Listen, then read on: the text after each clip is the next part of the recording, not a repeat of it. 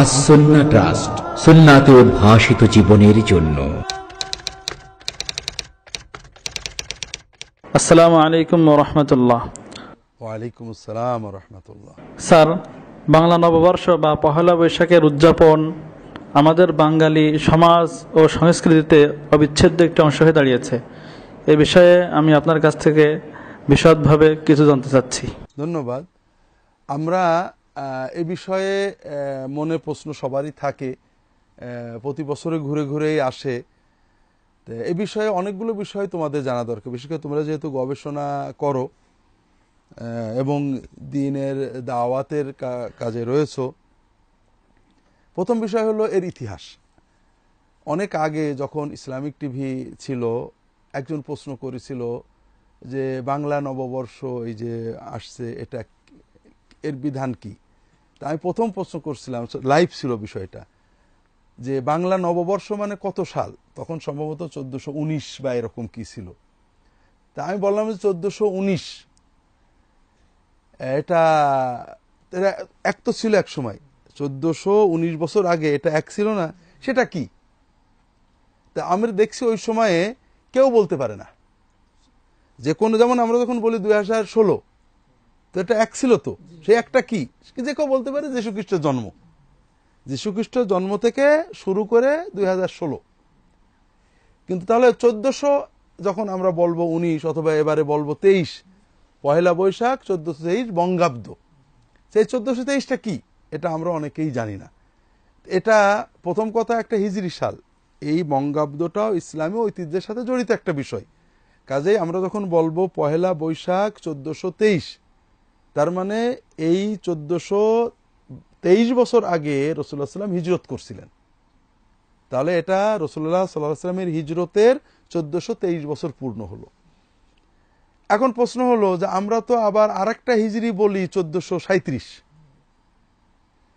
এটা হলো আরো একটা হিজরি আছে। মূল হিজরি আমরা যেটা পালন করি এটা হলো কামারি, এটাকে ইংরেজি বলে লুনার, চাঁদের আবর্তন দিয়ে বছর তৈরি করা হয়। এটা তোমার 354 দিনে বছর হয়। আর সূর্যের আবর্তনে যে বছর হয় এটা 365, কখনো কখনো 66। তাহলে 12 দিন বা 11 দিন প্রতি বছরে কম হয় চাঁদের আবর্তনে সে সূর্যের আবর্তন। তে আরবরা সাধারণভাবে চান্দ্র বৎসর ফলো, এখনো চীনেরা চান্দ্র বৎসর ফলো করে, বিভিন্ন দেশেরা, ইন্দো চীনের অনেক দেশ লুনার ক্যালেন্ডার ফলো করে। এই জন্য মূল আমাদের হিজরি ক্যালেন্ডার হলো চান্দ্র। পাশাপাশি কাজের সুবিধার্থে ওই সময় থেকেই মুসলমানদের ভিতরে আরেকটা সৌর হিজরি ছিল, যেটা তারা বুর্জ, আমরা যাকে রাশি বলি, তুলা রাশি, বৃশ্চিক রাশি, এই আবরা, এগুলো কিন্তু রাশি মানে দড়ি বা কিছু না, রাশি মানে মাস। 30-31 দিনে যে মাস হয় এটাকে বুর্জ বা রাশি বলে। এই মাস অনুসারে তাদের একটা হিজরি সৌর ছিল। আর আমাদের দেশের বাংলা সাল, এটা বাদশাহ আকবর যখন বাদশাহ হলেন ওই সময়ে আমাদের দেশে সবকিছুই হিজরি সাল অনুযায়ী হতো। তখন বাদশাহ আকবর ওই হিজরি সালে যে প্রবলেমটা হয় তোমরা জানো, যে শীত গ্রীষ্ম পাল্টে যায়। দেখা যাচ্ছে এই বছরে শীতকাল হলো মহরম মাসে, 8-9 বছর পরে যে দেখা গেলো গরমকাল মহরম মাসে। এতে ওই ট্যাক্স কালেকশন, তৎকালীন ভারতবর্ষ তো ছিল কৃষি নির্ভর এবং সরকারের মূল উৎপাদন ছিল জমির খারাজ, ট্যাক্স। এখন ট্যাক্স নেওয়ার জন্য ক্যালেন্ডার প্রতি বছর পাল্টাতে হয়। এই জন্য উনি একটা ফসলি ক্যালেন্ডার বানাতে বললেন, অর্থাৎ যেটা ফিক্স থাকবে কিন্তু হিজরি অনুযায়ী হবে।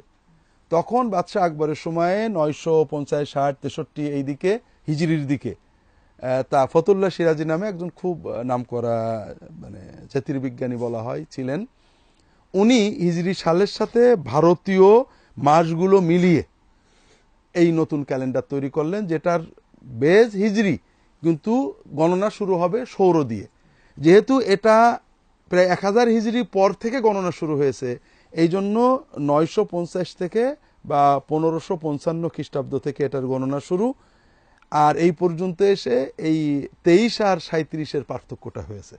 কথা বুঝতে পেরেছো? এটা হলো এটার উৎপত্তি। তাহলে আমরা প্রথম বিষয় যেটা জানলাম, বঙ্গাব্দ বাংলা সাল যেটা আমরা বলি, এটা ইসলামী ঐতিহ্যের একটা অংশ। এটার শুরু রাসূলুল্লাহ সাল্লাল্লাহু আলাইহি ওয়াসাল্লাম হিজরত থেকে। এটার পার্থক্য হলো এটা মানে চান্দ্র লোনার, আর এটা হলো সৌর সোলার। এখন দ্বিতীয় বিষয় হলো এটার উদযাপন। মুসলিম উম্মাহ মূলত তেমন কোনো উদযাপন করেন না। উদযাপন বলতে ঈদের পর্যায়ের উদযাপন, সারা জাতি মিলে যে ঈদ, এটা রাসূলুল্লাহ সাল্লাল্লাহু আলাইহি ওয়াসাল্লাম মুসলমানদের দুটো ঈদ দিয়েছেন। এর বাইরে কোনো ঈদ মুসলিম উম্মাহ কখনো পালন করতো না। তবে লোকাল সামাজিক ছোটখাটো অনুষ্ঠান, যেমন পার্সিয়ানরা নববর্ষে অতীত যুগ থেকে নওরোজ পালনের উৎসব ছিল, এগুলো তারা করেছে, জাতীয় ঈদ হিসেবে না। সামাজিক বিভিন্ন মিষ্টি বিতরণ, শুভেচ্ছা বিনিময়, এগুলোকে ইসলাম বাধা দেয়নি। কারণ ইসলাম তো শুধু আরবদের জন্য আসেনি, সারা বিশ্বের সকল মানুষদের জন্য এসেছে। ইসলামের মূল সামাজিক কাঠামো, ধর্মীয় কাঠামো এক থাকবে। এর বাইরে সামাজিকতা প্রত্যেক এলাকার মানুষের দ্বারা প্রভাবিত হবে। এই জন্য মুসলিম সমাজেও পহেলা বৈশাখ পালন ছিল। পহেলা বৈশাখ এই মাস তো ক্যালেন্ডারের আগেও ছিল। বৈশাখ, জ্যৈষ্ঠ, এগুলো তো প্রাচীন ভারতীয় মাস। হিন্দু সম্প্রদায়ের মানুষেরা তাদের ধর্ম এবং পূজা পার্বণ এই মাস অনুযায়ী করতেন। সেই হিসেবে চৈত্র মাসের পূজা, বৈশাখ মাসের শুরুর পূজা, শেষের পূজা, এগুলো তাদের ছিল। আকবরের ফসলি সাল করার পরে নতুন একটা বিষয় আসে, সেটা হলো আইন করে দিল মোগল সরকার যে চৈত্র মাসের ভিতরে সকল খাজনা পরিশোধ করতে হবে। বৈশাখ মাস আনন্দ, যেহেতু খাজনা পরিশোধ হয়ে গেছে, অনেক সময় জমিদার অথবা গভর্নর উৎসব দিয়ে দিতেন, মিষ্টি মেলা করে দিতেন, একটা আনন্দ খাওয়া দাওয়ার ব্যবস্থা করে দিতেন, অথবা মানুষজন ফ্রি হয়ে ট্যাক্স দিয়েছি সরকারের, আলহামদুলিল্লাহ বেঁচে গেছি, নইলে তো জমিদারের পায়ে এসে পিটাতো, আনন্দ উৎসব মেলা টেলা করতো। ছোটখাটো কিছু উৎসব তখন ছিল। এটাই মানে আকবরের সে 1550 বা ওই সময় থেকে আমাদের বাংলাদেশ স্বাধীনতা বা ইত্যাদি পর্যন্ত এরকমই চলেছে। অর্থাৎ যেটাকে আমরা বাঙালি কৃষ্টি বলি, বাঙালি কৃষ্টিতে বাঙালি হিন্দু এবং বাঙালি মুসলমান উভয়ের কৃষ্টিতেই পহেলা বৈশাখ যেটা ছিল, সেটা হলো খাজনা টাজনা দিয়ে নতুন বছরে হালখাতা করা এবং কখনো কখনো ছোটখাটো মেলা করা, আর হিন্দুদের কিছু পূজা, চড়ক পূজা বা বিভিন্ন পূজা তাদের ছিল। বাংলাদেশে এসে আমরা বাংলা ক্যালেন্ডার ভুলে গেলাম। ইন্ডিয়াতে, পশ্চিমবঙ্গে কিন্তু এখনো বাংলা ক্যালেন্ডার চলে ব্যাপকভাবে, সামাজিকভাবে, কারণ তাদের পূজাগুলো বাংলা ক্যালেন্ডারে হয়। সেখানে এতদিন ওই আকবরের হিজরি ক্যালেন্ডারই ব্যবহার হতো, অর্থাৎ পহেলা বৈশাখ 1423। ইদানিং তারা প্রাচীন হিন্দু এবং আর্য ঐতিহ্যকে জীবিত করার চেষ্টা করতেন, তারা অশোকের ক্যালেন্ডার ব্যবহার শুরু করেছেন ইদানিং। তবে ভারতে, পশ্চিমবঙ্গে তুমি যদি আগামী সপ্তাহে যাও, আমাদের দেশে যে পহেলা বৈশাখ দেখবে, ওখানে সেটা দেখবে না। আমাদের দেশে পহেলা বৈশাখ উদযাপনটা সম্পূর্ণ নতুনভাবে চাপিয়ে দেওয়া হয়েছে। এটা হলো আমাদের দ্বিতীয় পর্যায়। একটা হলো পহেলা বৈশাখের ইতিহাস, আর একটা উদযাপনের প্রকৃতি। একটা হলো স্বাভাবিক সামাজিক উদযাপন। পহেলা বৈশাখ ফসল টসল ঘরে উঠে খাজনা দেওয়া হয়ে গেছে, ডেকে মেহমান ডেকে খাওয়াইছো, অথবা কিছু জমিদার বা এলাকার গভর্নর তোমাদেরকে মিষ্টি দিয়েছে, খাওয়া হয়েছে, ছোটখাটো আনন্দ উৎসব হয়েছে, এগুলো সামাজিকভাবে ছিল, জাতীয় ঈদ হিসেবে ছিল না। এখনো পশ্চিমবঙ্গের বাঙালিদের ভিতরে যারা অরিজিনাল বাঙালি, সেই পূজা পার্বণ সবই এই অনুযায়ী করেন, তারা এটাকে ওইভাবেই রেখেছেন। অনেকটা সামাজিক উৎসব আছে, জাতীয় উৎসব নেই। আমাদের বাংলাদেশে এটা একটা মানে জাতীয় ঈদে পরিণত করা হয়েছে। ঈদটা কেমন? আমরা আমাদের সমাজে গত 20 বছর 25 বছর লক্ষ্য করছি যে পয়লা বৈশাখ উপলক্ষে আনন্দ মঙ্গল শোভাযাত্রা হয়। মঙ্গল শোভাযাত্রা, মঙ্গল শোভাযাত্রা মানে কি? মঙ্গল মানে তো বোঝো কল্যাণ, ভালো, খায়ের। শোভাযাত্রার মাধ্যমে কল্যাণ আনা, এটা প্রথমত এটা একটা প্যাগান অবৈজ্ঞানিক চিন্তা। আমরা এখন বিজ্ঞান মনস্ক হচ্ছি, বিজ্ঞান মনস্ক হয়ে পহেলা বৈশাখে এসো হে বৈশাখ, এসো হে বৈশাখ বলছি। এটা বিজ্ঞান দিয়ে তুমি কি প্রমাণ করতে পারবে যে বৈশাখকে ডাকলে আসে? এটা কি প্রমাণ করতে পারবে নাকি? বিজ্ঞান কি বলে বৈশাখকে ডাকা যায়, জ্যৈষ্ঠকে ডাকা যায়, ডাকলে সারা শোনে এবং আসে? আমরা বিজ্ঞান মনস্কতার নামে ইসলাম বা ধর্ম, বিশেষ করে ইসলাম ধর্মের পরে তত আক্রমণ, কত বুঝেছ? বিজ্ঞান মনস্কতা, ইসলাম সবচেয়ে বেশি বিজ্ঞান মনস্কতা দিয়েছে, অথচ বিজ্ঞান মনস্কতার নামে ইসলামের উপর আক্রমণ হয়, নোংরা কথা, মূর্খতার কথা। কিন্তু বিজ্ঞান মনস্করাই এসহে বৈশাখ বলে। আমরা বৈজ্ঞানিক শিক্ষা চাই, মানে বিজ্ঞান মনস্ক কুসংস্কার মুক্ত শিক্ষা চাই, কাজে ইসলাম শেখানো যাবে না। কিন্তু হাট্টিমা টিম তারা মাঠে পাড়ে ডিম, এটা শেখানো যাবে। এটা কোন বিজ্ঞানে আছে বলো তো? তোমরা এনসাইক্লোপিডিয়া খোঁজো, ইন্টারনেট খোঁজো, হাট্টিমা টিম এটা কোন পাখির নাম, বা তারা মাঠে ডিম পাড়ে এবং তাদের শিং আছে, এটা প্রাণী আবিষ্কার করো তো বিজ্ঞান দিয়ে, ন্যাশনাল জিওগ্রাফি দিয়ে বা কোনো চ্যানেল দিয়ে প্রমাণ করো তো। এর চেয়ে অবৈজ্ঞানিক কুসংস্কার যুক্ত কথা হয় না। একটা মিথ্যা উদ্ভট বাজে কথা আমরা শেখাচ্ছি নতুন প্রজন্মকে, এটা নাকি বিজ্ঞান মনস্কতার ফসল। তো যাই হোক, যেটা বলছিলাম, মঙ্গল শোভাযাত্রা জিনিসটা কি? শোভাযাত্রার মাধ্যমে মঙ্গল কামনা করা। এটার থিমটা হলো যে আগের প্যাগানেরা প্রাচীন যুগে মানুষ জন্মগ্রহণ করেছে ধর্ম নিয়ে। আদম আলাইহিসসালাম ধর্ম দিয়েছেন সন্তানদেরকে, ধর্মীয় অনুভূতি মানুষের আছে, কিন্তু মূর্খতার কারণে, অশিক্ষার কারণে এটা বিকৃত হয়। মানুষ বুঝতে পারছে আমার বাইরে থেকে কেউ কিছু দিতে পারে, একজনকে ডাকলে মনে শান্তি লাগে, কিভাবে ডাকবো বোঝে না। এই জন্য অন্ধকার যুগে মানুষেরা মনে করত এই যে চাঁদ সূর্য এরাই দেবতা। আমি যদি প্রকৃতিকে বলি ভালো দাও, প্রকৃতি ভালো দেবে, চাঁদকে ডাকলে পাওয়া যায়, সূর্যকে ডাকলে পাওয়া যায়, মেঘকে ডাকলে মেঘ আসে, এটা তারা বিশ্বাস করত। এটা তো বৈজ্ঞানিক নাকি বলো? বিজ্ঞান দিয়ে তো প্রমাণ করা যায়। আমাদের দেশে আগে ছিল, তোমরা জানো কি না, তোমরা দেখো না, আমরা দেখেছি, কাদা খেড় বলতো। অর্থাৎ যখন বৃষ্টি হতো না এই শুকনো মৌসুমে, মানুষেরা কাদা দিয়ে খুব গাটা ভিজে যেত। এর অর্থ কি? যে আমরা যেহেতু কাদায় ভিজছি, আর মেঘ আমাদের এই কাদা দেখে তাড়াতাড়ি বৃষ্টি দিয়ে কাদা ভিজেই দেবে। এটা হলো প্রকৃতি পূজার বিভিন্ন রূপ। প্রাচীন যুগে বসন্তের শুরুতে মানুষ বিভিন্ন রকমেরই করত যেন আমাদের জীবনে বসন্তের আনন্দ স্থায়ী হয়। এটা বৈজ্ঞানিক। তো তুমি যদি বছরের থিমটা কি, বছরের প্রথম দিন যদি আমরা আনন্দের মাধ্যমে করতে, সারা বছর আনন্দময় হবে, এটা তো নিশ্চয়ই বিজ্ঞান প্রমাণ করে। এটা তো বৈজ্ঞানিক। এর চেয়ে অনেক বেশি বৈজ্ঞানিক যে আমরা প্রতিদিনের শুরুতে যদি আল্লাহ তাআলার কাছে ভালো প্রার্থনা করি, আমার অন্তরটা আল্লাহমুখী করি, মানুষের উপকার করি, তাহলে আমার দিনটা ভালো যাবে। এটা বৈজ্ঞানিক।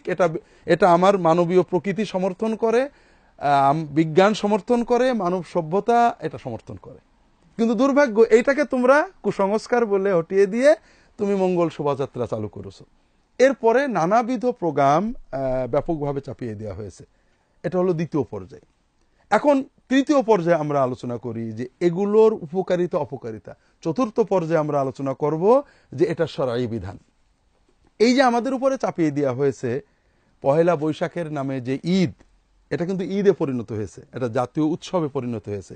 এমনকি মুসলমানদের ঈদ উল ফিতর, ঈদ উল আযহা, হিন্দুদের দুর্গাপূজার চেয়েও এখন বড় হয়ে গেছে। আমরা মনে করছি একটা ধর্মমুক্ত সেকুলার আনন্দ, ধর্মহীন ধর্মনিরপেক্ষ আনন্দ জাতিকে দিচ্ছি, জাতি হয়তো এতে। আপনি কি হেরার আলোয় আলোকিত হতে চান? আপনি কি সুন্নাহর আলোকে জীবন গড়তে চান? প্রফেসর ডক্টর খন্দকার আব্দুল্লাহ জাহাঙ্গীর রচিত কোরআন সুন্নাহ ভিত্তিক জীবন ঘনিষ্ঠ বইগুলো পড়ুন, সুন্দর জীবন গড়ুন। ইসলামী আকীদা, হাদিসের নামে জালিয়াতি, ইহয়াউস সুনান, রাহে বেলায়েত সহ আরো অনেক বই। কোরআন সুন্নাহর সাথে থাকুন, জীবন বদলে যাবে। যোগাযোগ আস-সুন্নাহ ট্রাস্ট, 01715400640। ঐক্য বৃদ্ধি পাবে। তো এখন চিন্তা করো, প্রথম কথা হলো যে এর মাধ্যমে আমরা কি দিচ্ছি। আমাদের দেশে তোমরা জানো বর্তমানে গত 20 বছরের ভিতরে নারীদের প্রতি অত্যাচার, ধর্ষণ, গণধর্ষণ এবং ধর্ষণ পরবর্তী হত্যা অ্যালার্মিংলি, অর্থাৎ মানে জিরো থেকে মানে হিরো হয়ে গিয়েছে। 10 বছর আগে যা ছিল এখন তার চেয়ে প্রায় 50% বেড়ে গেছে। আমাদের দেশের পুলিশ বেড়েছে, ঠিক না বেশি? আমাদের দেশে আমরা 20 বছর আগে পুলিশের গাড়ি ক্যাঁ ক্যাঁ করতে দেখিনি, আমরা সৌদি আরবে দেখতাম, এখন আমরা দেখতে পাই। আমাদের দেশে ডিবি, মানে এনএসআই, এনএসএফ, র্যাব প্রচুর বেড়েছে। আইন শৃঙ্খলা নিয়ন্ত্রণের ক্ষমতা বেড়েছে, শিক্ষা বেড়েছে, উচ্চশিক্ষা বেড়েছে। সবকিছু উন্নতির পরে এই যেটা দেখছো এটা উন্নতি না অবনতি? এখন আমার মেয়ে, তোমার বোন, তোমার মেয়ে ছোট থেকে একটা ট্রমা, একটা আঘাত নিয়ে বড় হচ্ছে, আমি অরক্ষিত। সে রাস্তায় যায় এবং ভয়ে থাকে, মা খুব সাবধান থাকিস। তাহলে এই যে সাইকোলজিক্যাল মানসিক ট্রমা নিয়ে এই মেয়েগুলো বড় হচ্ছে, এরা জাতিকে কি দেবে? আধুনিক বিশ্ব হলে এটার জন্য ফাঁসির ব্যবস্থা করত, যে একটা সন্তান ছোট থেকে ট্রমা নিয়ে বড় হচ্ছে, আঘাত নিয়ে, আমি অরক্ষিত। যেমন আমরা বলি যে একটা টুপিওয়ালা মাদ্রাসা ছাত্র সমাজে অরক্ষিত, গেলেই কোথায় গাল শুনবে তার কোনো ঠিক নেই। ঠিক এটা না হয় এরা মৌলবাদী মোল্লা এদের না হয় হলো, কিন্তু আমাদের সমাজের সকল পর্যায়ে বাদ দিয়ে সকল পর্যায়ের নারীরা কিন্তু অরক্ষিত, এবং অরক্ষিত ভাবটা বাড়ছে। বাড়ছে মানে ন্যাচারাল না, অ্যাবনর্মাল ভাবে বেড়ে যাচ্ছে ভয়ঙ্কর ভাবে। এটার বড় কারণ হলো এই জাতীয় ঈদগুলো চাপিয়ে দেওয়া।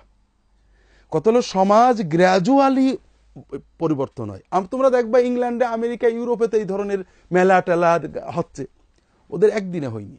ওদের সমাজটা গ্র্যাজুয়ালি আস্তে আস্তে এইভাবে আসছে। আর আমাদের উপর এটা চাপিয়ে দেওয়া হয়েছে। আমাদের সমাজের পূজা বলো, ঈদ বলো, প্রতিটি সামাজিক বড় বড় অনুষ্ঠানে, মানে মেলা বলো, খেলার অনুষ্ঠান বলো, সেখানে সমাজের মুরব্বীরা থাকে, মুরব্বীদের সাথে ছোটরা থাকে, একটা সামাজিক বাঁধনের ভিতরে এগুলো চলে। এটা আমাদের যুগ যুগ ধরে ধরে আসা সামাজিক বাঁধন। আমরা এটাকে লম্বা টান দিয়ে ছিঁড়ে ফেললাম, যে এগুলো সব অন্ধত্ব, অন্ধকার, আমরা আধুনিক হব। যেমন মোস্তফা কামাল আতাতুর্ক বলেন আমাদের আধুনিক হতে হবে। আধুনিক হতে হলে কি হবে? মাথায় হ্যাট লাগবে, টুপি পরলে পুরনো, আর হ্যাট পরলে আধুনিক। পাগড়ি খোলো, হ্যাট পরো, দাড়ি চাষো, ক্লিন শেভ করো, টাই পরো, তুমি আধুনিক। যে হবে না তার গলা কেটে দাও, মাথার টুপি খোলো, আর নিলে গলা সহ মাথা কেটে দেওয়া হবে। তো তোমরা তো মনে করো যে হ্যাট পরলে আধুনিক হওয়া যায়। একটা বান্দরের মাথায় হ্যাট পরালে সে আধুনিক হয়ে গেল। আধুনিক মানুষের আধুনিকতা তো হ্যাটে নাই, তার ভিতর থেকে হইতে হবে, ঠিক না? আমাদের অনেকটা এরকম হয়েছে যে আমরা ওই ইউরোপ আমেরিকার যে উৎসব এগুলো অনুকরণ করলে আমরা আধুনিক হয়ে গেলাম। ইউরোপ আমেরিকার উৎসবগুলো ওদের আধুনিক বানায়নি। ওদের কর্মস্পৃহা, ওদের পরিশ্রম, ওদের মানবাধিকার রক্ষা, ওদের নৈতিকতা ওদেরকে আধুনিক করেছে। তুমি গত 200 বছরের ইউরোপের ইতিহাস পড়ো, এখন ইউরোপের মানুষের যে মানবিকতা, তার নৈতিকতা, মিথ্যা বলতে জানে না। তুমি পাসপোর্ট দেবে, বলে আপনার জন্ম তারিখ কবে, পাসপোর্টে লেখা আছে, বলবে না। তুমি বলবে, তুমি মিথ্যা বললে মিথ্যাটাই লাগবে। মানুষ যে মিথ্যা বলতে পারে এইসব, এটাতে বুঝতে পারে না। তাদের চরিত্র, আচরণ, কর্মস্পৃহা, তাদের চীনের মানুষেরা, তোমরা মুসলমান রাত 12, 11, 12 পর্যন্ত যাবো, চীনে যাও, 9টার ভিতর সব খেয়ে ঘুমাই পড়েছে। পরিশ্রমী জাতি, পরিশ্রমের মাধ্যমে তারা বড় হয়েছে, ন্যাংটো হওয়ার মাধ্যমে বড় হয়নি। ন্যাংটো হওয়া তাদের জাতির একটা অভ্যাস। তুমি তাদের পরিশ্রম, নিয়মানুবর্তিতা, মানবাধিকার এগুলো না নিয়ে তাদের ন্যাংটো হওয়াটা নিয়ে মনে করছে আমি আধুনিক হয়ে গেলাম। কথা বুঝতে পারছো না? এখন প্রবলেম হলো ওদেরটা তো আসছে গ্র্যাজুয়ালি, আর তোমারটা চাপিয়ে দেওয়া হয়েছে, যেটা আমাদের মন মানসিকতা, সমাজের মেজাজের সাথে মেলে না। ফলে অবক্ষয়তে এত দ্রুত হয়েছে। দেখো আজকে আমাদের দেশে আইন প্রয়োগকারী সংস্থা শক্তিশালী হয়েছে, তাদের যন্ত্রপাতি অনেক আধুনিক হয়েছে, কিন্তু দুর্ভাগ্য মানুষ মরার, শিশু মেরে ফেলছে। মারাটা কিন্তু সহজ ব্যাপার না। মানুষ একটা মানুষকে মারছে, আবার ভিডিও করছে, আবার সবাই দেখছে। এটা আজ থেকে 20 বছর আগে কল্পনা করা যেত না। একটা বন্ধু তার বন্ধুকে বিনা কারণে ছোট্ট একটা কথার জন্য 200 টাকা ঋণ চেয়েছে বলে মেরে ফেলে দিচ্ছে। একটা সন্তান, মেয়েরা সাধারণত আরো বেশি নিরীহ হয়, তার পিতামাতাকে মুরগি কাটার মতো জবাই করে কাটছে। এইভাবে মানুষের লাশ পথে ঘাটে পড়ে থাকছে। কয়টা লাশ পাচ্ছ? আরো কত কিছু মিডিয়ায় আসছে না। গত বছরে পহেলা বৈশাখে যে ধর্ষণের যারা শিকার ছিল তাদের বিচার হয়েছে? এখনো হয়নি। বিচার খুব সহজ বলেও দিয়েছেন আমাদের মুরব্বীরা, যেগুলো না হয়েছে না করলে তো এগুলো তো হয়েই থাকে, ঠিক আছে না? তো এটা তো মিডিয়ায় গেছিল বলে এই পর্যন্ত গেছে। কত হাজার ঘটনা ঝিনাইদহের বৈশাখী মেলায়, মানে চুয়াডাঙ্গার বৈশাখী মেলায়, যেটা মিডিয়ার লাইমলাইটে ছিল না, সেগুলো আছেই। ট্রমা, এই মেয়েগুলো বোঝে না, তারা সেখানে কোনো খারাপ কাজে যায়নি, সমাজ মিডিয়া উৎসাহ দিয়ে এসে চলে গেছে, কিন্তু তার জীবনে যে একটা স্থায়ী ট্রমা, আঘাত, তোমার আঙুলটা একটা আঘাত খেলে ব্যাকা হয়ে গেল, আমাদের মন মানসিকতা ওইভাবে ব্যাকা হয়ে গেল, ও আজীবন আমার জাতির জন্য বোঝা হয়ে গেল। এই ফলটা এসেছে এই মানে চাপিয়ে দেওয়া মানে অশালীনতার মাধ্যমে।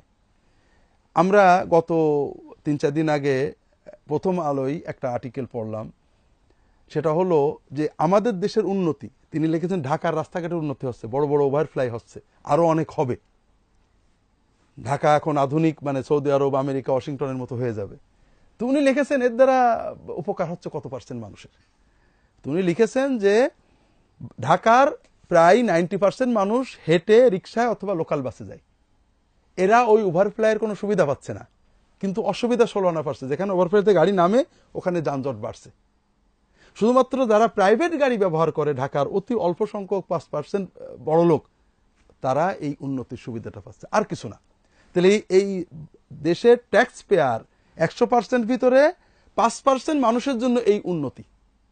ঠিক আমরা যে আনন্দ উৎসব চাপিয়ে দিছি দেশের উপরে, এর মাধ্যমে আমরা আনন্দ কিছু করি, আমরা হলুদ শাড়ি পরে হয়তো বেড়ায় আসলাম, কিছু মিছিল করে আসলাম, এটা আনন্দ না কষ্ট, এটা দ্বিমত পোষণ করার সুযোগ আছে। কিন্তু অবক্ষয় যেটা হলো পারিবারিক অবক্ষয়, পহেলা বৈশাখে শাড়ি কিনে না দিলে একটা দড়ি কিনে দিবা, এমন একটা ভোগবাদিতা আমাদের ভিতরে আসছে। ঈদেও মানুষ শাড়ি কেনে, কিন্তু কোনো ঈদে শাড়ি না কেনার জন্য গলায় দড়ি নিয়েছে, এটার কোনো ঘটনা নেই। কারণ ঈদের আনন্দ, আমি হিন্দুদের পূজারটা জানি না, সব পূর্ব সামাজিক আনন্দগুলো তাতে সামাজিকতা আছে, ত্যাগ এবং ভোগ মিশানো আছে, আনন্দ করো, মানুষের দাও। কিন্তু পহেলা বৈশাখ আনন্দটা মিডিয়া তৈরি করেছে, এমনভাবে একটা ভোগবাদিতা তৈরি করেছে, দিতেই হবে, যত শাড়ি থাক পহেলা বৈশাখ নতুন শাড়ি দিতে হবে, আমি ওই শাড়িটা পরে ঘুরে আসবো, না হলে তো আমি একবার শেষ, তার মানে মরেই যাই।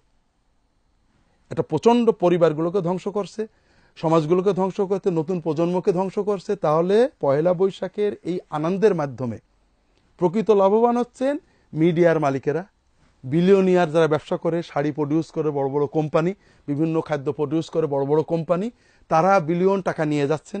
আন্তর্জাতিক বাণিজ্যিক সাম্রাজ্যবাদ, তারা আধিপত্য বিস্তারের সহায়ক হয়ে যাচ্ছে। কিন্তু আমাদের দেশের 95% সাধারণ মানুষ তাদের মেয়ে মারা যাচ্ছে, তাদের সন্তান খুন হচ্ছে, তাদের সন্তানেরা ওখান থেকে ট্রমা নিয়ে ফিরে আসছে, আমরা ক্ষতিগ্রস্ত হচ্ছি। এটা হলো তৃতীয় পর্যায়ে গেল যে আমাদের বর্তমান অবস্থা। এখন চতুর্থ হলো যে আমাদের করণীয় কি। এখানে প্রথম কথা হলো শরীয়তের দৃষ্টিতে মুসলমানদের ভিতর দুটো ঈদের বেশি তৃতীয় কোনো ঈদ থাকতে পারে না। ঈদ হিসেবে সামাজিক মানে সামগ্রিক আনন্দ উৎসব হিসেবে পহেলা বৈশাখ পালনের কোনো শরীয়তের বৈধতা নেই। ছোটখাটো ব্যক্তিগতভাবে যারা পালন করতো এটা কোনো দোষ ছিল না, কিন্তু বর্তমানে যেহেতু এটা একেবারে পাশ্চাত্য অমুসলিম সংস্কৃতির হুবহু অনুকরণে পরিণত হয়েছে, সেজন্য মুসলমান বিভিন্ন রকম। একজন মুসলমান নামাজও পড়ে, সুদও খায়, আছে না? আমরা বলবো না সে কাফের হয়ে গেছে, তা তো বলতে পারবো না। একজন মুসলমান নামাজ পড়ে আবার পহেলা বৈশাখে গিয়েছে, আমরা বলবো না সে কাফের হয়ে গিয়েছে, কিন্তু সেটা মহাপাপ করেছে।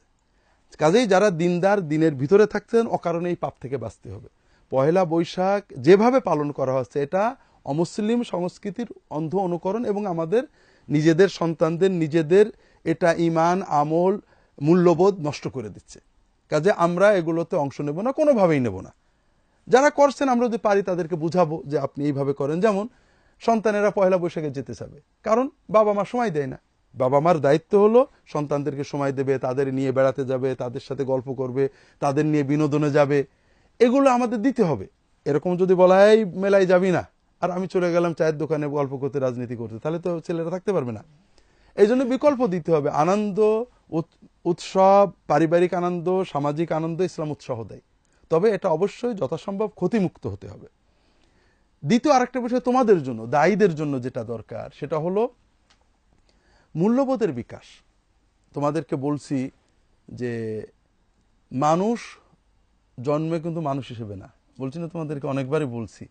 মানুষ আর অন্যান্য প্রাণীর পার্থক্য কি? প্রতিটি প্রাণী সেই প্রাণী, গরু গরু হয়ে জন্মে, কুকুর কুকুর হয়ে জন্মে, বাঘ বাঘ হয়ে জন্মে, কিন্তু মানুষ মানুষ হয়ে জন্মে না, অমানুষও না। বিষয়টা হলো মানুষের ব্রেন কুকুরের ব্রেনে, গরুর ব্রেনে, হাঁসের ব্রেনে আল্লাহ তাআলা তার শরীয়তটা একবারে দিয়ে দিয়েছেন, কমপ্লিট, একেবারে মোবাইল পুরো প্রোগ্রামাইজড, তুমি শুধু টিপবার ব্যবহার করবা। আর মানুষের ব্রেনটা অর্ধেক প্রোগ্রামাইজ, বেসিক প্রোগ্রাম করা আছে, বাকিটা খালি। কি প্রোগ্রাম ঢুকাবে তোমার জন্য ফাঁকা রয়ে গেছে।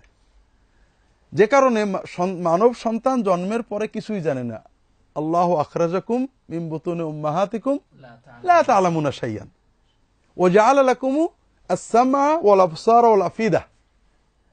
তাহলে আমাদের আল্লাহ ইনপুট দিয়েছেন, ইনপুট হলো কান, চোখ, এবং এটাকে আমরা হজম করব আমাদের ব্রেন অন্তর দিয়ে। আসলে জন্মের পর থেকে গরুর বাছুরকে মূল্যবোধ শেখাতে হয় না। পেশাব পায়খানা, অন্য গরুর সাথে কি আচরণ করবে, কিভাবে মায়ের দুধ খাবে, হাঁসের বাচ্চাকে কিভাবে সাঁতরাবে, বাজ পাখি আসলে কি করতে হবে, কোনোটাই শেখানো লাগে না। কিন্তু মানুষের বাচ্চাকে সবই শেখাতে হয়। এই জন্য মানুষ, গরুর বাচ্চা জন্মের পরে গরু মরে গেছে বা জবাই হয়ে গেছে, এই বাচ্চা অন্য গরুর দুধ খেয়ে মানুষ হয়েছে বা ফিডার খাওয়াই মানুষ করেছে। এই গরুর গরুত্ব পালনের জন্য, গরুত্বের দায়িত্ব পালনের জন্য কোনো সমস্যা হবে কিনা, নাঙল বাওয়া, বোঝা টানা, বা গরু হিসেবে তার যত দায়িত্ব আছে এটা পালন করার ক্ষেত্রে কোনো সমস্যা হবে কিনা? সমস্যা হবে না, কারণ তার গরুত্বটা তার ব্রেনে জন্মের সাথে রয়েছে, মায়ের শিক্ষা লাগেনি। কিন্তু একজন মানুষ জন্মের পরে মা বাবা বিচ্ছিন্ন হয়ে গেছে, মারা গেছে, তার ক্লিনিকে অথবা নার্সিং হোমে ফিডার খাইয়ে মানুষ করা হয়েছে, এই মানুষ কিন্তু মানুষ হবে না। কারণ মানুষ হওয়ার জন্য সবচেয়ে প্রয়োজন হলো ভালোবাসার পরিবেশে মূল্যবোধ শেখানো। মায়ের মায়া, স্নেহ, মমতা, পিতার স্নেহ, মায়া, মমতা, এগুলো হলো প্রিকন্ডিশন। এই মমতার আবরণে থেকে, ভালোবাসার আবরণে থেকে তাকে মূল্যবোধ শেখাতে হবে। এইটা করো না, এটা করতে হয় না, এটা করতে হয় না। মানুষ আসলে বিশ্বাসের নাম। কথা বুঝেছো? আমাদের কম্পিউটারে একটা বিশ্বাস বাবা মা পরিবেশ দিয়েছে, ভালোবাসার আবরণ দিয়ে, এটা আমাদেরকে মানুষ করে। এটা যদি না থাকে তাহলে প্রবলেম হলো তুমি অনেক পশুর চেয়ে অনেক বেশি খারাপ। কারণ প্রত্যেকটা পশু আমি জানি, সাপ কি করে, কামড়ায়, ঠিক আছে না? তুমি সাপের থেকে বুঝবো সাপের কামড়াতে পারে, কিন্তু সাপ মনে করো তোমার মালপত্র চুরি করে নিয়ে যাবে, এটা তুমি চিন্তা করো না। বিড়াল কি করে, বড় জোর হালকা কামড় দিয়ে খামচি দেয়, কিন্তু তোমাকে কামড়ে খেয়ে ফেলবে এরকম করবে না। কাজে বিড়ালের থেকে তুমি এক ধরনের সতর্কতা অবলম্বন করো। বাঘ, প্রতিটি প্রাণী কিভাবে তোমার ক্ষতি করতে পারে তুমি জানো, তার থেকে সতর্ক কিভাবে হতে হয় তুমি জানো। কিন্তু একমাত্র মানুষ হলো যখন তার ভিতরে মানবতা না থাকে, তখন সে সবগুলো হিংস্র প্রাণীর চেয়ে খারাপ হয়ে যায়। সে কখনো সাপের মতো কামড় দেবে, তুমি জানোই না যে সে কিভাবে তোমার ক্ষতি করবে। কথা বুঝতে পেরেছো? তো এই জন্য এই মানবীয় মূল্যবোধগুলো আসলে মানুষের জন্মের সাথে থাকে না, মানুষের লেখাপড়ার সাথে হয় না, এটা ভালোবাসার আবরণে, ভালোবাসার পরিবেশে তার ভিতরে ক্রমান্বয়ে দিতে হয়। এই মূল্যবোধগুলো আধুনিক মিডিয়া, এই পহেলা বৈশাখ বলো, ভালোবাসা দিবস বলো, মিডিয়ার সিরিয়াল বলো, এর মাধ্যমে এগুলো শেষ করে দিচ্ছে, বড় মূল্যবোধ বিরোধী কাজগুলো করছে। তোমাদের দাওয়াত হবে মূল্যবোধের। ইসলাম যে মূল্যবোধগুলো দিয়েছে, পরিবার সংরক্ষণ করা, ছেলে মেয়েকে মূল্যবোধ শেখানো। পহেলা বৈশাখ আমি তোমাদেরকে বলিনি, গত দিন জুমাই বলেছি, আমাদের যে দৃশ্যগুলো পহেলা বৈশাখে দেখায়, যে ছবিগুলো এগুলো কোনো মূল্যবোধ শিক্ষা দেয় না, ভোগ শিক্ষা দেয়। আমাদের দায়িত্ব হলো মূল্যবোধের প্রতি মানুষের দাওয়াত দেওয়া, যে আমরা ভালো মন্দটা বোঝাতে হবে। আমরা আনন্দ করছি, আনন্দের ফলটা কি মানব সভ্যতা দেশ জাতির জন্য উপকার করছে না ক্ষতি করছে? আমরা আনন্দ করবো, আনন্দের সাথে আমরা একমত, কিন্তু কিভাবে সেটা করা উচিত? তো মূল্যবোধ কিভাবে প্রচার হয়? আমরা অনেক সময় দিন এবং মূল্যবোধ বুঝি না। আমরা ইমানটা কেন? মূল্যবোধের জন্য তো। পিতামাতার দায়িত্ব, পিতামাতার হক, মানুষের সম্মান, একরাম, এগুলো মূল্যবোধ না থাকলে সে ইমান থাকে না। তো এই জন্য তোমাদের মূল্যবোধের কথা বলতে হবে। একটা ছোট্ট ভিডিও ক্লিপের কথা আমি তুরস্কে, মালয়েশিয়া থেকে এক ভাই আসছিলেন, তার মুখে শোনা, আমি নিজে দেখিনি। একটা দোকানে, ছোট্ট 5-7 মিনিটের একটা ভিডিও ক্লিপ, একটা দোকানে একটা কিশোর ওষুধ চুরি করছে, দোকানদার ধরে ফেলেছে, ধরে মাস শুরু করেছে। স্বাভাবিক, আমরা যেটা করে থাকি। তো পাশের দোকানদার আবার আগে আসছে, ভাই কি হয়েছে, মারছে কেন, ছোট বাচ্চা ওষুধ চুরি করেছে। এই বাবু তুমি ওষুধ চুরি করেছো কেন? তো প্রেসক্রিপশন থেকে বলছে আব্বার খুব অসুখ হয়েছে, ওষুধের দেখেছে ডাক্তার, আমাদের টাকা নেই, তা আব্বা তো ওষুধ নিয়ে মরে যাবে, এই জন্য ভাবলাম কিছু ওষুধ চুরি করে নিয়ে যাবো। তো ওই পাশের দোকানদারের মায়া হয়েছে, সে ওষুধের দামটা দিয়ে দিয়েছে, চলে গেছে। এটা একটা ক্লিপ, এখানে কোনো কথা নেই, শুধু দৃশ্যটা দেখা যাচ্ছে। এরপরের এই একই ভিডিও ক্লিপের আবার একটা দৃশ্য, এটা 20 বছর পরের। ওই দোকানদার, যে দোকানদারের পাশের এগিয়ে আসছিল, ওই দোকানদারের হার্ট স্ট্রোক, মানে হার্ট অ্যাটাক করেছে, দ্রুত হাসপাতালে ভর্তি হয়েছে, মেজর অপারেশন হয়েছে, ডাক্তাররা বিল দিয়েছে, বিল দিয়ে তাকে রিলিজ করতে হবে। কিন্তু বিলের ওনার ওই লোকের ছেলে দেখে বিলে যে টাকা আসছে, এ টাকা দেওয়ার কোনো ক্ষমতা তার নেই, এখন দোকানপাট বেচা লাগবে। তো খুব মুখ ভার করে বিলটা নিয়ে বসে চিন্তা করছে, চোখ মুখ কাঁদা কাঁদা ভাব। ডাক্তার যাচ্ছে পাশ দিয়ে, হাসপাতালের ডাক্তার, কি হয়েছে?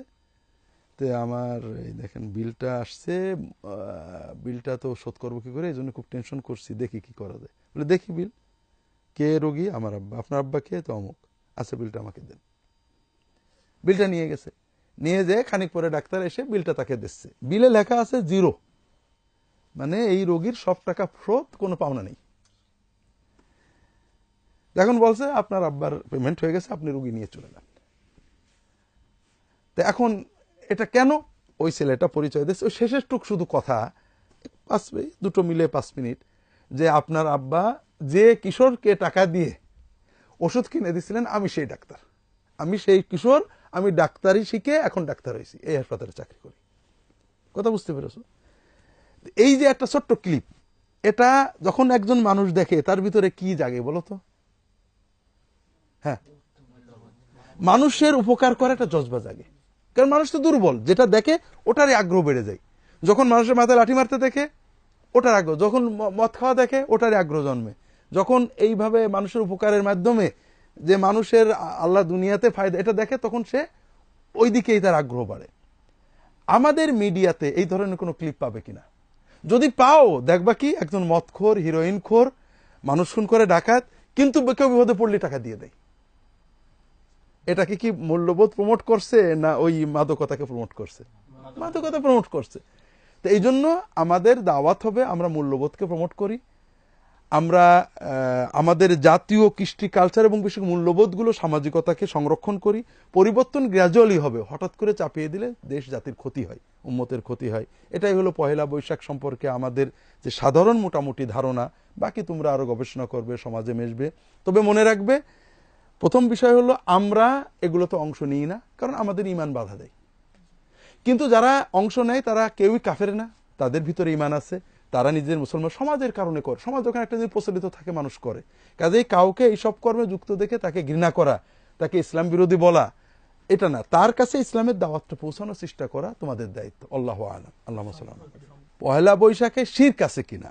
পহেলা বৈশাখে সাধারণভাবে, আমি তো সব অনুষ্ঠান জানি না, সাধারণভাবে শিরক না। এই যে শোহে বৈশাখ বা এগুলো সরাসরি শিরক না। তবে মঙ্গল শোভাযাত্রার মাধ্যমে মঙ্গল কামনা করা, এগুলো অনেক সময় শিরকের পর। অর্থাৎ মঙ্গল তো আল্লাহ দেন, আল্লাহ ছাড়া কেউ মঙ্গল দিতে পারে, এই ধরনের বিশ্বাসগুলো শিরকি কর্ম। কিন্তু যারা এটা করেন তারা মুশরিক, এটা বলবে না, কারণ না জেনে করে, বোঝে না, সব আনন্দ মনে করে, এটা নামের অর্থও তারা বোঝে না। এই জন্য আমার জানা মতে কোন মুসলমান ইসলামের দাবিদার, তাকে মুশরিক বলা যায় না। তার সর্বোচ্চ কর্মটা সমালোচনা করা যায়, তার এই কর্মটা শিরকি। কিন্তু তাকে মুশরিক বলতে হলে আর অনেক পথ পাড়ি দিতে হয়, কারণ মানুষ জানে না, ব্যাখ্যা করে বিভিন্ন সময়। এই জন্য সরাসরি পয়লা বৈশাখের অনুষ্ঠানে শিরক আছে, আমার তোমাদের অনুষ্ঠানগুলো আমি সব জানি না, জানা নেই। তবে এগুলো অমুসলিমদের অনুকরণ এবং বর্তমানে অশ্লীলতা এবং অবক্ষয় জড়িত। এগুলো গুনাহের কাজ, কিন্তু এগুলো শিরক না। প্রাণীর মূর্তি বানানো, ছবি তোলা, ছবি নিয়ে মিছিল করা, এগুলো আমরা দেখে দেখে করবো। ইউরোপ আমেরিকার লোকেরা করে, কিন্তু আমাদের সমস্যাটা বোঝো, ইউরোপ আমেরিকার লোকেরা সোম থেকে শুক্রবার পর্যন্ত প্রচন্ড খাটে, একেবারে ভূতের মতো খাটে, 1 মিনিট সময় নষ্ট করে না। 30 বছর চাকরি করেছে, একদিনে 1 মিনিট লেট হয়নি। আর শনি আর রবিবারে যেমন ভূতের মতো খেটেছে, তেমন পেতনির মতো অশালীন কাজ করে। কথা বুঝেছো? আমরা মানে রবিবার থেকে বৃহস্পতিবার, আমাদের ছুটি কি শুক্র আর শনি, আমরা রবিবার থেকে বৃহস্পতিবার পর্যন্ত ওদের মতো খাটি নাকি, ফাঁকি দিই, কাজে ফাঁকি দিই, কাজ করি না, কিন্তু শুক্র আর শনিবারে ওদের মতো পেতনি হওয়ার চেষ্টা করি। কথা বুঝতে পেরেছো? এটা হলো দুর্ভাগ্য। তো এই জন্য ওদের দেখা দেখি এটা করা হয়। আমাদের মুসলিম সংস্কৃতিটা ছিল না, বাঙালি সংস্কৃতিটা ছিল না, এইগুলো বানিয়ে নিয়ে কিছু করা আগের বাঙালিরা করতো না, বুঝেছো না? এই জন্য এটা না বাঙালি কালচার না ইসলামিক কালচার, এগুলো সবই গুনার কাজ।